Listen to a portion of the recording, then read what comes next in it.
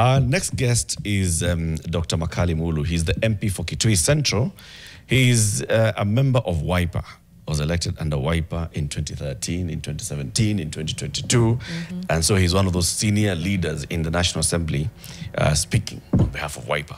WIPA had the National Delegates Conference in Uhuru Park on Friday. Was it Friday or Saturday? Yeah, Friday. It was Friday, yes. Big. And now we want to know, so what next? So mulikubaliana nini? MP, karibu sana. Asante sana, Eric. There's a lot to talk about. To welcome you to this conversation, yes. Janet is going to give you the day's quote. Let's see if the words that were said by the person that she's going to tell us make any sense today. Right. The person behind this quote is called Micah White. And in his book, well, he's the co-founder of the Occupy Wall Street movement.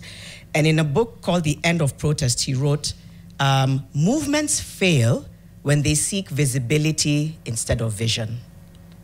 Movements fail when they seek visibility instead of vision. You agree with that? I do. Yeah? I do agree. Yeah. Because what would drive up movements is actually vision.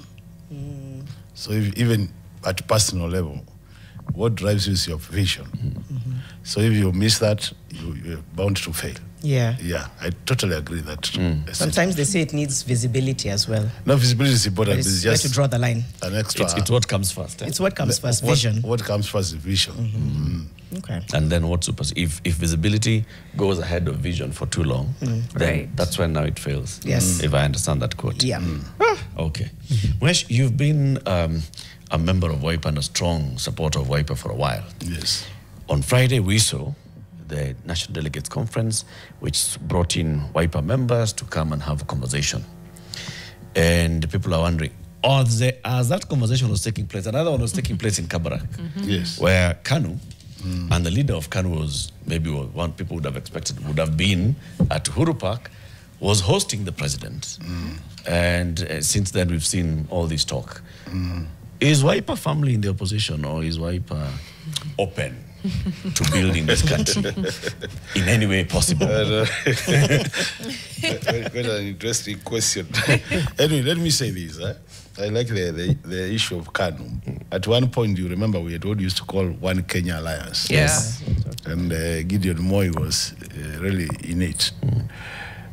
But after the 2022 elections, when Kenya Kwanza won the elections and President Ruto became our president, since then you have realized that Gideon Moi has become very inactive matters politics. And I think this is basically because of our Kenyan politics. You know, when the president comes from your region, everybody imagine that everybody in that region must support the president. So I think he realized that he didn't want to start being seen as by the community as a person who is undermining their government. You know, in Kenya we have our government in quotes. And I think the reason he has been really quiet. So that being said and done, he still remains a friend to our party leader. But matters politically, I think he went quiet or silent. So as to whether WIPA, actually WIPA is leading the opposition. Yeah, so we are in opposition 100%. And I can tell you for sure, a lot of attempts have been done to have WIPA move to the broad-based government. But we have said we can't. We are not moving. We will not move. WIPA is ready to take over the government 2027 and provide the leadership we have. Because every time, you know, we have a manifesto as a party. Every election cycle, we have a manifesto. And we tell Kenyans we wish we had that time to implement that manifesto. Because from where we sit, that is the manifesto which will change this country for the better. So if we are to join the broad-based government this time, it means then, you know, for the last 3 times we have been supporting Raila Amolo Odinga. Every time towards the end of, as we approach elections, our party leader comes and says he's going to support Honorable Raila. This time now we are saying, this time we are not joining the government. We are forming the government. You're forming the government. Yes. maybe I want to go a little bit deeper into what those conversations sound like, because we've heard whether it's Gachagua or Kindiki telling Kalonzo Musyoka, choose sides, right? So it's about independence vis-a-vis joining coalition blocks. So you're saying, no, we're forming the government. I'm just curious as to what those conversations sound like when you're seated at the table and trying to figure out what works best. Isn't there a part of Wiper that's tempted to say maybe we should collaborate, maybe we should cede, maybe we should join? Because it's easy to sit here and say we've chosen and we're saying we're going to, but what have those deliberations looked like? You know, Janet, the reason why you would be interested to join the broad-based government is to make Kenya better. But look at what is happening currently. If you look at all the indicators, this country, when they came to power, they indicated that they would be making Kenya better by doing very specific programs. And actually, the other day I was looking at their manifesto. If you look at what we call the performance targets, they have about 270 performance targets. Things they said, when we get to power, Kenyans will see these things implemented. Now, it's at the end of the third year of their governance. They'd only achieved 5% of the 270. 5%. Implying that even if we were to give them another, about 20 years when they will reach 100%. So in the next 2 years, if anything happens, they could push that to 15%. Why would somebody like Kalonzo join a government which is achieving 15%? You become part of that mess, you know? And I think even from where you sit, you don't want to join an underperforming government. You would want to join a government which is doing better. And that's why you see people could appreciate if it was Kibaki's time and we were being asked to join that government, because it is a government which is delivering to Kenyans. This one is making them everything messy. You look at the education sector, look at the health sector, look at our public debt, look at unemployment, look at the corruption levels. Anything is going down. Okay. So on a serious note, even if my party leader wanted to join, I think we will have to tell him it is not possible, because we would wish to see a country where we are going upwards, not downwards. So this is not just a debate; it's a position taken. And you saw on Friday in our National Delegates Congress, we had 3 resolutions which were passed by our delegates. One of them is we did amend our constitution because of the change of the name, a number of other things that also to be amended to align with the new thinking. So one of the things the delegates had to do was to approve the amended constitution. Now, the second thing which our delegates also passed was the issue of our nomination rules and election rules at the party level. So that how do we nominate our candidates? We have to do some improvements informed by the last general election, because anytime you conduct party nominations, there are lessons you learn. So we had to input that into our new rules, and then the general election rules.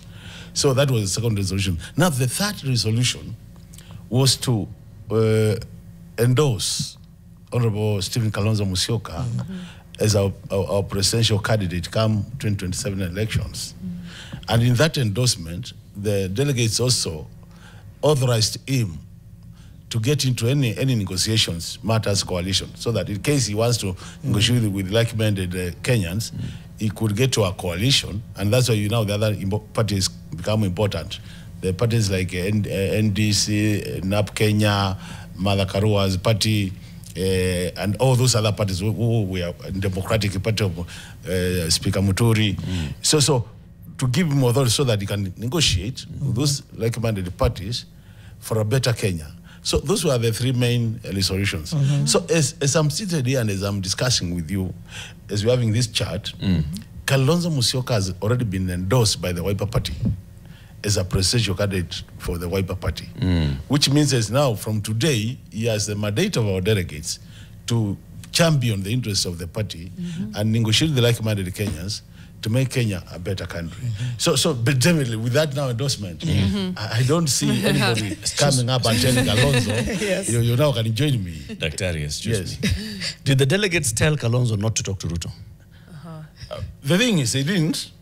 But the thing is, you know, anytime you are given power by your delegates, it means you champion the interests of the party. That means whatever can serve the party's interest and vision, because as a party we have our manifesto. So, and then time we negotiate with the other like-minded Kenyans, it's a matter of like saying, do you have elements of our manifesto in your governance structure? And I've said, if you look at the issues of integrity, WIPA is one of the parties in this country which stands for serious levels of integrity, which I don't think we find them in this broad-based government.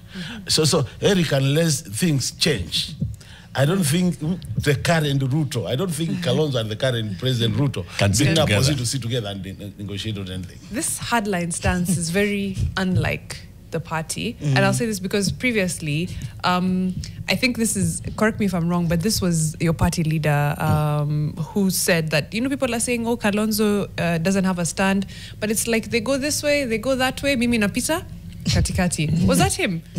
My man, it was him. Yes. Yes. So then, that seems to be a strategy that has worked over the years for WIPA and for Kalonzo Musyoka. Now that you've taken this hardline stance, kutendaje? Is there a worry? Yeah.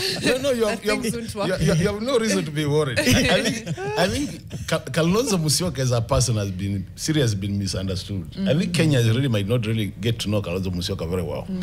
If you look at Kalonzo Musyoka as a leader, he has been very consistent and very firm on his positions. He has made serious sacrifices for this country. And I think that's where the challenge has come up. Because you remember at one point you would say, this time I'm not going to support anybody. You remember? But what has happened, because any time he makes a final decision, is a leader who say what is good for Kenya. He puts Kenya first. And that's why he has been able to sacrifice. The first time, actually 3 times for Raila, the first 2 times, he accepted to be a deputy to Raila. The third one was even worse. You remember that when he was being taken through interviews and all that? Yeah. He was not even a running mate to Raila. He became a that. So it just shows you the kind of leader he is. That is a leader where we have national interests, he can actually give way. And give way in a big way. I don't think personally I would go that level. I say that if it were me at some point, I would say, let me exit and go and look after my keto at home. Because at times he makes decisions, and some of us who are his followers, we left to just, ask ourselves, what do we do next now? Because it's like, he sacrifices to an extent that even the followers don't understand him. Very good. You see now, that's basically just telling us about the person that Kalonzo Musyoka is, right? Yes. Just like you said, he's somebody who will make sacrifices on behalf of the country, for the sake of the country. And I'm putting that in quotes because that's what we hear them saying. Even Raila tells us he's making sacrifices for the sake of the country. In 2022, in the run-up to that election, the members of WIPA, some of them were hardline. I don't know whether you were among the hardliners. I remember some like your Senator Keo being among those ones who were coming out and saying, there's no way Kalonzo is negotiating with these Azimio people. We are going alone. Kalonzo has got to be on the presidential ballot. And when they were forming the One Kenya Alliance and coming together with KANU and others, it was, we are going to be on the ballot. There is no way. Kalonzo himself had previously said, I would be the most stupid person if I'm going to be supporting somebody else again, And then what did we see him do? He took the One Kenya Alliance, went and joined forces with Azimio, became Azimio One Kenya. Like you said, he was subjected through an interview to be a running mate, and he did not even emerge as a running mate. Even Raila came and said, some of the people that are going to be in my government, Peter Munya is going to be the agriculture minister if I become president.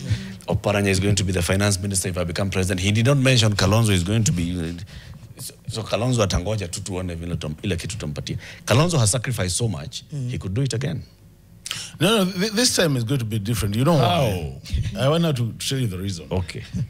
Like when we say Kalonzo joins the broad-based government, today if he joins, what position would he be given? Look at his life. he has been a minister, he has been a vice president. So the only position which Kalonzo can be given by the broad-based government, so that he feels like he has been given something, there's value addition, is the presidency.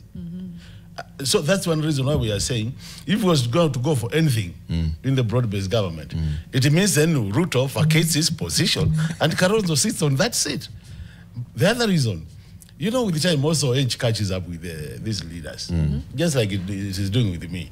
So now, if not 2027, when? And I think he has said that many times. He has said many times that this is the only chance I have. So research mebaki mbili in case he becomes a president. There remains one.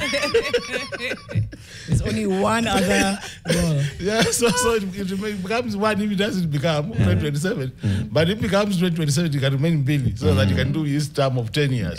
So these are some of the factors, Eric, which now, as I'm seated here, might not really make it easy for him to say, I give way again. And basically, looking at what is happening now, I think Kenyans, we are at a level where, you know, the other day you saw it, he's the only man remaining standing, So I think it's chance, because even the way God plans things, there are seasons. To me, I look at it that this is now Kalonzo's season.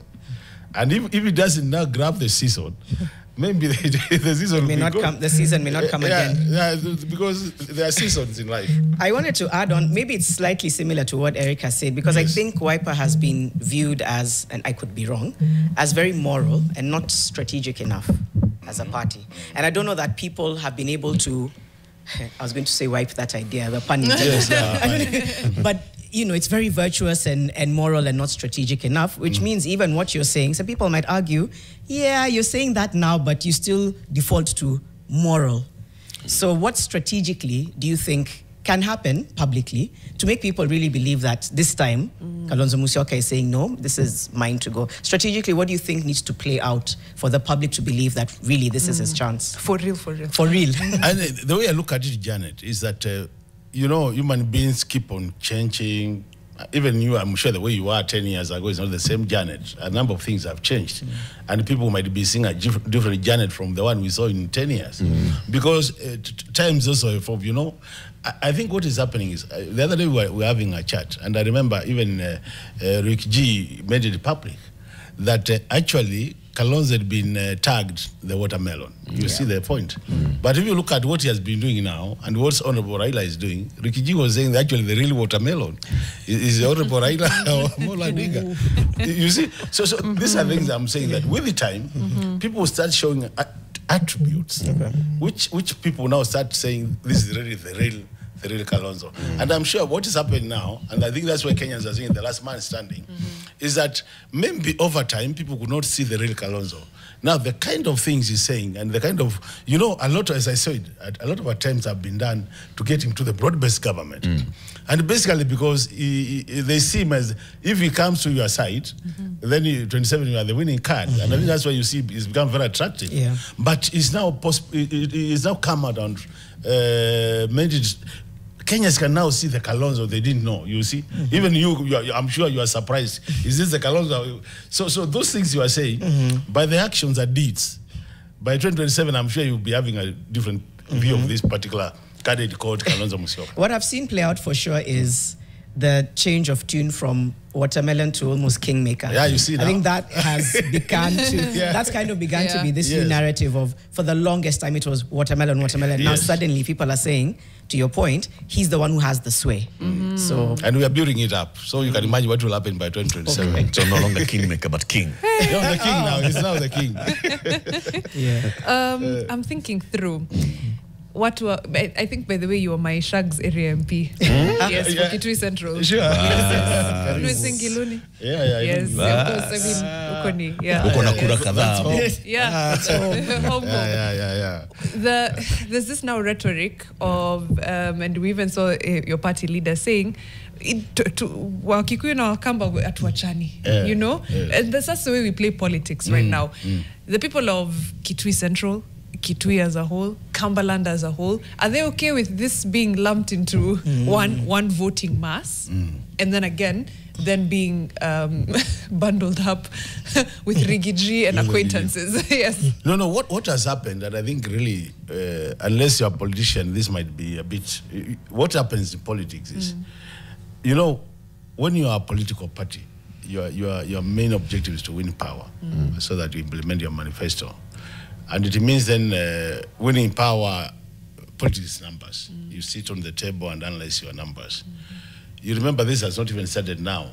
You remember those attempts to get the Kamba becoming part of the Gema. Yeah. So the instead of being an association becomes the Kamba.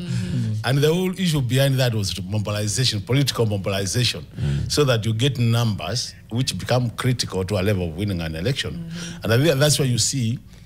Then the other side, the opposition, those who are opposing would always make sure that they reduce your numbers to be below 50 plus 1. Because for you to win, you have 50 plus 1. So any attempt from both wings, coalitions, is to make sure that the other side don't have 50 plus 1.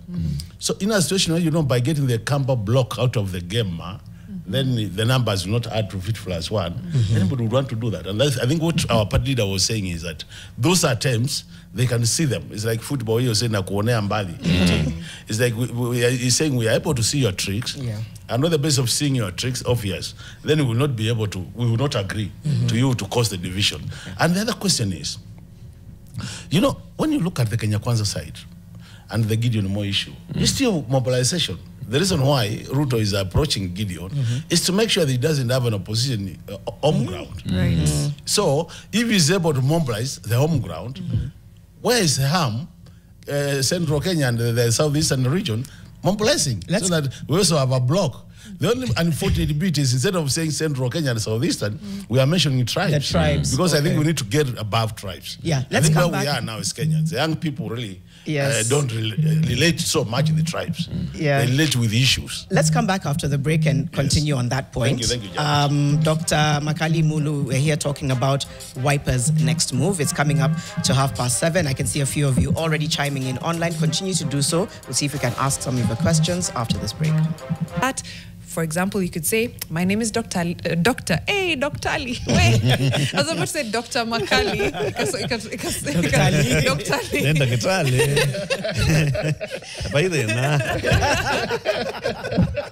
It's okay. It's okay.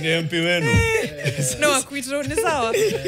Dr. Makali Mulu, and my bit in fixing the nation is ensuring, of course, that the people of Kitui Central are properly represented in Parliament at a national level, and of course making sure that we are also represented in national politics, of course courtesy of my position in the Wiper Democratic Movement. Send that video to 0112 500 400, 0112 500 400. Yes, there we go.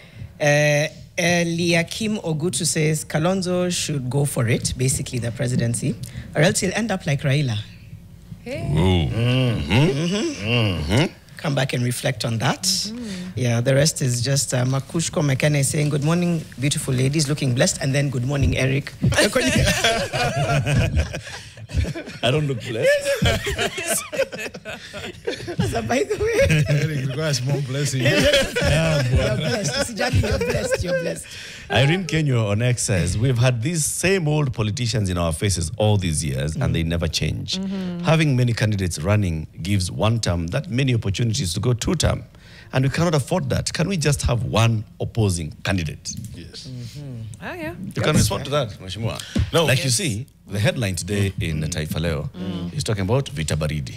There seems to be all this clash between, one side Rigiji and the other side, those who are supporting Matiang'i, the PNU leader, Peter Munya, and others. And it's like, there's all this push and pull within the opposition. Let me say this. We want to give Kenyans that assurance that we are going to have one candidate as united opposition. But as you are, even the headline says, when you're forming a team is not formed just in a day. It takes time. There are stages in forming a team. First of all, these individuals have all come from different directions with the different political inclinations, you see. So for them to be able to agree, there must be that push and pull, and that's what results to agreeing really there must be give and take. Yeah. So I think what they are doing now, this disagreement you are seeing, the vita barid you are seeing, is a way of now starting to say, what can you give and what can you take? So that as we approach the date of the election, and I want to assure Kenyans this time, we are not going to give them a candidate 3 months to election. We'll give them a candidate at least 1 year to election, so that candidate can be chambuad by Kenyans. Kenyans can take their time, look at this candidate, analyze the history of the candidate, see how they have been conducting their business, and on the basis of that, make a conclusion whether they can make a good president for the country. So for me, I have no problem with this in fighting. And you are likely to see this more as we approach the date of agreeing who takes over the ticket. But I want to assure Kenyans, there will be a day when they will be told this is our presidential candidate. And they gave all their, you saw the other day when we were doing the NDC, they all gave their commitment. Everybody said, Kalonzo, your party has given you the mandate. If the united opposition gives you the mandate, we'll all rally behind you. But this is what we are seeing is normal. I'm sure even here, at times you have your own small, and that's good for the team. It makes the team be stronger. So Kenya should have no really issues with this. Is there an agreed upon formula for choosing the candidate? No, what will happen in the time now? There should be. But that is not yet agreed. What happens is they continue. There has to be a well-structured way of identifying who takes over the leadership. Because, each party has a party manifesto. And I think if you have your party manifesto and I have mine, as time we might need to agree what elements of my party manifesto, in case you are the one, will you take on board in your manifesto? And I think that now that's where the negotiations come in. And on the basis of that, people will be able to say, now this is now the party for the united opposition, and on the basis of this and other factors, who is better placed from our team to implement the manifesto? That's the first question. The second question is, who is more appealing to Kenyans? Because, they also conduct opinion polling to find out what are Kenyans saying. And I think even as at now, the opinion polling is being conducted over the country to determine who is currently the most popular and all these things. So a lot will be happening as we approach the elections. And I'm sure there will be a very clear criteria on how do we determine who is our presidential candidate. Okay. Yes. One of the things that, you've talked about opinion polling, things like that. Of course, having a national appeal, whoever this person is, they have to have a national appeal. When I think of Wiper's stronghold is Ukambani. Maybe if there's numbers that you can give me to dissuade that idea that Wiper ni party ya Ukambani. I know it has a presence, of course, it's required to have a presence in at least half the counties. At least 25 yes, counties. At least 25 counties. But beyond that, where are there Wiper MPs outside of Ukambani, for example? Let me say this. Where we are today, we have MPs outside Ukambani, and actually many of them. In Kisii, we have an MP called Honorable Biri, who is on Wiper. In Taita Taveta, out of the 4 MPs, 3 are from Wiper. We have the Lam nominated MP. So, and we have that, despite the fact that we are not a presidential candidate. You must know that when you are not a presidential candidate, the party gets disadvantaged automatically.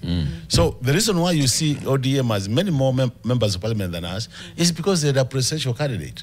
We didn't even have a presidential candidate. We didn't have a deputy president. We had only a party leader. So you can just imagine Kalonzo being a party leader and not even in the presidency, not part of the presidency, and he manages to get all these MPs. And I can tell you we have so many MCAs from all over the country. Actually, we have MCAs from almost, because up to all the way to Busia, we have MCAs. So Wiper has MCA positions in many places. Imagine what will happen if you are a presidential candidate. So anybody who says Wiper is a regional party is not getting it right. Because look at another party which did not a member of counter assembly. Yeah. They are not. It's not counter assembly. It's not assembly. It's not assembly. It's an MCR, a member of counter assembly. Yeah. Oh, First time I MCR. had it, I had gone for a function in Kambani. Yes. And people were just talking about MCR. You are surprised. What's going on? What is happening? Maybe I've been breezing through. It sounded like home, so It sounded like I didn't Yes, even MCR. notice anything. MCR. You're like, I'm home. Yes. I want to ask something, but we can come back to to the politics bit, Yes. but something around Kalonzo and Wiper. Yes. It's about branding, it's about legacy. It's so associated with Kalonzo Musyoka, and I'm just wondering if there's any intentional work being done to think through the depth of Wiper beyond Kalonzo, because I feel like my entire life that's all I've known, so you don't really get to understand, and I could be wrong, so much about the ideology, about the party. It's about the personality. Yes. That's what stands out the most. Is there an intention to look at the next generation, which is coming up very strongly, Yes. to try and move Wiper beyond just being Kalonzo Musyoka? It's like, no, it's a party that stands for ABCD. Do you Sure. feel that, maybe I'm saying it through imagination, do you feel the same way, that it's very person-centered? And if so, what more can be done to kind of create this next generation of Wiper that's beyond Kalonzo Musyoka? What you are saying is really what is happening. It's only that, even in a family setup, when the mzee is still there, hata kama miaka 100, the young ones don't want to show their ambitions because the mzee is still there, and he's the mzee of the house. So what is happening, we have our own succession planning. But that plan cannot be unfilled when the party leader is still, because he's still the party leader. So as you see, even when you look at the leadership of the party, there are still young leaders who are holding senior positions in the party. And that means in terms of succession, the planning is there. It may not be really that straightforward, because as you say, most of our parties in Kenya are so much centered around the party leader, to the extent that when the party leader is there, then everybody else seems like not being there. But I can tell you for sure, if you look at the party structure, because we have a very clear party structure, we have the party leader, deputy party leaders, we have chairman, vice chairs, and all those positions. And then we have other leaders who are there, might not be holding positions, but they are also potential party leaders. Like now, when we say in our manifesto, the party leader will be the automatic presidential candidate in our constitution, then it means at that point you don't even have internal competition. It's already, but it means then with the time, once the party leader, like now you see what has happened in Jubilee, Uhuru is still being termed as a leader, but you can see there are young leaders like Sabina Cheke who are thinking of also assuming the leadership. So the issue is, so long as the party leader is there. Usitaje Sabina kwa hiyo. Huyo alitoka bwana. Alitoka namna gani bwana? Si wao alikuwa anapigana mbunge ndio party leader wa Jubilee. Outside here, you might not be, but in parliament, she is the official leader of Jubilee in parliament. Wow. Politics is still linked to that. What was the other question I was going to ask? Again, given the wave that we saw of young people last year, Yes. is there a way that Wiper is also making itself attractive to young people and participation? By the way, what has happened, we have a whole wing of, what we call them now Wiper young patriots. Patriotists. You know, I'm Patriots. Yeah, patriots, yeah. Yeah, you know, the Kamba beat also comes in that. At the times you can run away from it. So we have a whole chapter on for the young people. And if you look at the party leadership now, we've actually made sure that if the senior, like if his organizing secretaries are our hench, the deputies, the young people. So we've opened a whole chapter for the young people in Wiper. And you have seen also our party leader is very, very keen on that, to ensure that the young people come to the party. He's actually one of the champions of Gen Zs. You've seen the way he's gone out of his way to even go to court to stand with them. He will be with them. So I think really there's room for the young people. And I want to assure them, those who have no place to go, come to Wiper. We have a space for you. My pushback is always, the country is 70% young. Yeah, that's Our true. average age is 19. Getting deputy organizing secretary, getting a place to come if you have Youth nowhere wing. to go, a youth wing, it's tokenistic. So what would you... The party membership, leadership especially, should reflect that young age of the country, as opposed to shika hapa kidogo, shika pale kidogo, shika deputy, shika, that. No, what you'll see now, we've also, with our new constitution, the amended constitution, we have created some slots for the deputy party leaders. I think we have 4 now, 4 deputy party leader. And actually, one of that slots will be going to the young person. But you see how the math is not mathing. A quarter of your deputy leaders are young, 25% of, and then if you do party leader plus deputies, that's a fifth of them that are young. Our population is 70% young. That math is not Nothing. But you know, General, Ideally, the deputy party leaders should be young people, yeah, that's okay. right? All of them. All of Yeah. them. So that you can say 4/5 of your top leadership Is is young. young. Is reflecting the face of Kenya. Okay, maybe that's a thing we could consider because the positions are not yet filled. That's a position we could consider. And other leadership positions as well in the party. That's a good proposal. I'll be presenting it to the National Executive Council to see what they say. But you know, also From your membership, by the way, because these leaders are not going to come from nowhere. yeah. From the membership of Wiper.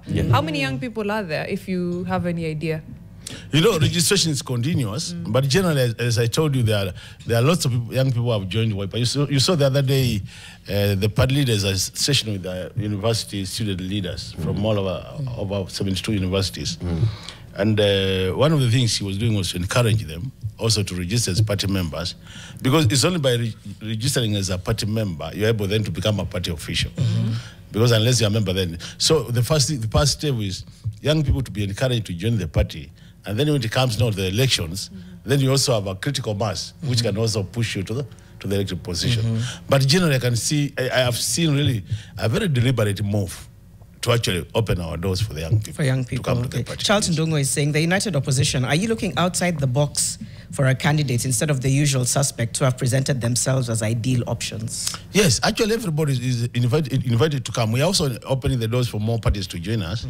And depending on how many party leaders come, depending on who will be on the table, those doors are open. Because as I said, at some point there will be need to agree on what do we need to push to Kenyans for them to agree with our position that we need to lead this country. So anybody who is willing will come, they will be on the table. Because that table is only party leaders who are there. Makali is not there because I have my party leader. So I would imagine a situation where we have more party leaders coming, even if they are young, they are new people in politics, and they will have their slot and negotiate for their position. Can you advise the party leaders to think beyond themselves? Because I think that's what Charles Ndongo is asking. So they sit there at the table, And pick somebody from outside. and pick somebody else who's none of them, and decide, let's actually take this person. They have qualities that we can present to the Kenyans, and we think that this person is somebody that Kenyans can rally behind. But It's not Kalonzo, it's not Rigiji. But it's you not know, one of the Makarua, things, it's not Eric, you must Muturi. realize, one of the most important factors you must consider in a political arrangement is the numbers. So whoever will come to the table, people will want to look at, do you have the numbers to push our agenda? But and party win the leaders have election? the numbers. That's Because the something. numbers are these, If we all rally, If Wiper- or if Rigiji, Kalonzo, Martha all Wamalwa. rally behind, even one- Mariam, if I'm running, Yes. that's it. They have the numbers. All those numbers Yeah. that they bring will push. Okay, let me say this. I don't want to take a position on that, but I'll say this from now personal position, not a party position, that the whole idea is to win an election. So if Janet comes up and we think Janet is our right candidate, and we rally behind her, she can take the leadership, I think for me, I don't see any problem. Because the agenda is to win. So if Makali Mulu cannot make us win, why do we go for him? So I would say, if I were him, I would open the doors for anybody, for such a person. So long as you be convinced that if you rally behind this person, he will win or she will win. And after winning, then they will implement the manifesto we'll have agreed as a coalition. I wonder where a collective push starts and individual one ends. Because all of them have said that they are being fronted as presidential candidates. By their parties. Yes. When we started this conversation, you were like, it is Kalonzo's time, 2027. What happens 2027 comes, he doesn't win? I'm just curious where like the individual wish to be president starts and saying, okay, it's okay, Eric is our president, it's fine. It's a very difficult question and situation. Yeah. Because, you know, all of them, they are saying, I'm the one who's going Exactly. to. And we know very well, they can't all be. It will only be one person. So it means at some point there will be sacrifices. They may not be very pleasing to all of them, but at some point somebody will have to say, it's now time for me to sacrifice, and somebody else takes. Because they are all equals. Yeah. So it will just one among the equals. It will be one among the equals. Now, this one among the equals, the rest will feel like, I wish it was me. But they'll have to swallow that and live with it. And accept it. Yes. Dr. Makali, now moving away from Kalonzo to you. You've been an MP since 2013, 2017, and now. So you recently announced that you want to go now for governor. Yes. Why governor? A very good question. For the 13 years, I've been now a member of parliament. I've been serving the people of Kitui. And by your standards, and by your evaluations, and by your assessments, I think I've done my best. You must be following the ratings all over the place. And I feel like I've now outgrown that position of a member of parliament. And since my drive all along, even when I joined Kitui Central, has been service to my people. I think now it's a matter of saying, can I have a bigger area to serve with the resources which will be provided by the government, so that I will use my experience, my academic qualifications, and my drive, which is the passion to serve the humanity, so that to serve the bigger Kitui County. That's actually what pushed me to it. And now with the experience, the political experience I bring to the table, the job experience, because I'm sure you know I'm a development expert, having done a lot of development before I joined parliament. And then as an economist, the theoretical part of it, which I bring to the table, I tell you, Kitui County people will be in the safe hands. When I think of... So my vision is really to push to serve our people. Yes. And Kitui lags behind in terms of on-source revenue. That's true. Just a simple one. Looking at a potential governor, Mulu, how do you get on-source revenue to be where the recommended, the potential? Yeah, the potential. We're actually doing a third. Yes, a third of the potential. Of our potential. Because the project is 1.5 billion, we are doing $500 million, which is a third. Basically, if you look at the counties who have gone digital through revenue collection are counties which are doing well. So the secret is just make your processes digital, so that you have very minimal human interaction. Issues like leakages, you reduce them almost to zero. And look at that. That is happening. You go to a place like in Moranga where they've gone digital. Actually, you can count counties who have gone digital. They have really pushed their, almost doubled, even Narok, you see. They push their own revenue to very high levels. And you know the thing is, when you go digital, you minimize corruption. So that is the secret about own revenue. The other thing is also exploring new ways of generating revenue. Like now, Kitui is a very rich county in minerals, very rich. We're actually among the top 5 counties in Kenya with the mineral resources, the natural ones. If you look at Kitui, we are not even exploited, even at 1% of that. Imagine if we were to exploit that, and have investors coming to Kitui to invest, have farms being established in Kitui, they will be able to pay. You know, as you exploit the minerals, Kitui will generate more revenue.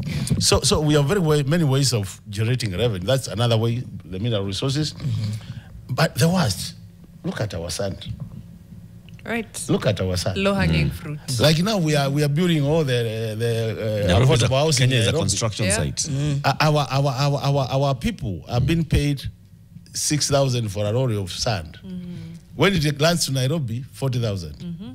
So imagine if we came up with a way of ensuring that this sand, and the way it had been proposed by our county assembly's implementation, we were saying, why don't we use cooperatives? So that we have a cooperative set for every area. This cooperative gets the sand from the river in a manageable way, sustainable way, so that there's a level you get to and you leave the river so that you get more. So that means the cooperative will get the sand from the river, put it in a central place. You either pack it, or even if you don't pack, you have a structured way of ensuring that any lorry leaving Kitui County for Nairobi with the sand, we get our due share in terms of revenue. We'll push this thing even through 3-4 times. Right. And we'll be rich. We'll be among the top richest counties. That's true. Under my leadership. I remember my mom saying it's when she came to Nairobi that she found out sand is sold. Exactly. It's free. What do you mean? Imagine it's all around. Construction sand you're selling. So generally, we have very good ideas for Kitui County, Eric. If given a chance, I'm sure we'll do good work for Kitui people. We'll invite you one of these days to have that conversation. Yeah, because I mean, those things that you're saying, for the potential, I've heard it from Mamangilu. Yes, I've heard it from Malombe. It's implementation. And it's just the implementation. And it's very well documented, by the way. If Malombe first term, he did a document which was called Kitui Vision 2025, which mapped the county in terms of what are the natural resources, which areas are potential for it. For example, I want to give you a very good example. Part of the Kitui, like where I was yesterday, is a very good area in terms of land. People can keep cows and goats. Imagine if you had to establish slaughterhouses in those areas so that you slaughter that area, put them in a cod rolls and then bring them to Nairobi for export. Money kwa mfuko without minimal strangle. Haraka kwa mfuko. Dr. Makali Mulu, MP Kitui Central, and who wants to be the next governor of Kitui County, has been our guest. We're talking about Wiper and Wiper's next move. What's coming up next? Coming up next now, we have other moves that we're monitoring. UDA Kanu Pact, what's going on there? Dr. Philip Chebunet, who's a lecturer, political communication expert, will be coming to give his own observations of what could be cooking in that area. It's coming up to 8 a.m. Fixing the Nation, one conversation at a time. Back in a moment.